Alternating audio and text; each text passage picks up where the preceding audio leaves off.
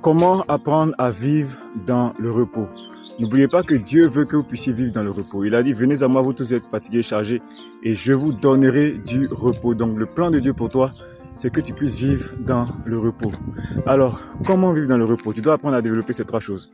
Ton calme, ta tranquillité et ta confiance entière à Dieu. Et si tu cherches quelque chose et que depuis longtemps tu n'arrives pas à avoir cette chose, tu t'es battu pour un mariage, tu t'es battu pour un financement, tu t'es battu pour un projet, tu t'es battu pour ta famille, pour changer même ton homme ou ta femme ou tes enfants et que tu n'arrives pas à avoir les résultats, la chose à faire c'est apprendre à demeurer calme. C'est garder son calme. Dans le calme, on voit les opportunités. Un esprit qui est dans le calme, un esprit qui vit dans le calme, c'est un esprit qui aperçoit les opportunités et les solutions. Un esprit agité ne voit pas les opportunités, un esprit agité ne voit pas les solutions. Donc quand tu gardes ton calme, tu verras un peu plus clair. Tu verras qu'il y a une porte de sortie, tu verras qu'il y a une issue pour atteindre l'objectif. 2. La confiance. Ta confiance en Dieu, c'est le fait de croire que Dieu pourra le faire. C'est de ta confiance en Dieu que découle ton calme. Tu as confiance que Dieu est un Père responsable et il sait ce qu'il fait. C'est lui qui fait croître. Donc j'ai confiance qu'il fera croître au moment opportun.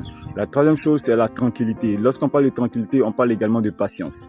Quand tu arrives à développer ta patience, alors tu permets à Dieu de faire les choses bonnes en son temps. Souvent, nous voulons avoir quelque chose aujourd'hui, mais nous ne savons pas que ce n'est pas le bon moment. Cette chose ne va pas nous profiter aujourd'hui, alors que Dieu sait quel est le bon moment pour t'apporter ce dont tu as besoin. Alors quand tu développes ta patience, tu laisses le temps à Dieu d'améliorer les choses et de t'envoyer ces choses-là dans le bon moment. Quand tu es patient avec tes frères, tu es patient avec tes soeurs, tu es patient avec ton mari, avec ta femme, tu leur laisses l'opportunité de devenir de bonnes personnes. Si tu manques de patience, tu risques de déconnecter quelqu'un de ta vie aujourd'hui qui semble être inutile, mais qui pourra être très utile dans 2 ans, dans 3 ans. Donc quand tu développes la patience, tu permets aux gens de comprendre ton point de vue, mais dans le temps, à leur rythme, à leur manière. Alors développe ces 3 choses, ton calme, ta confiance en Dieu et ta tranquillité, et tu pourras vivre ainsi dans le repos. Que Dieu te bénisse.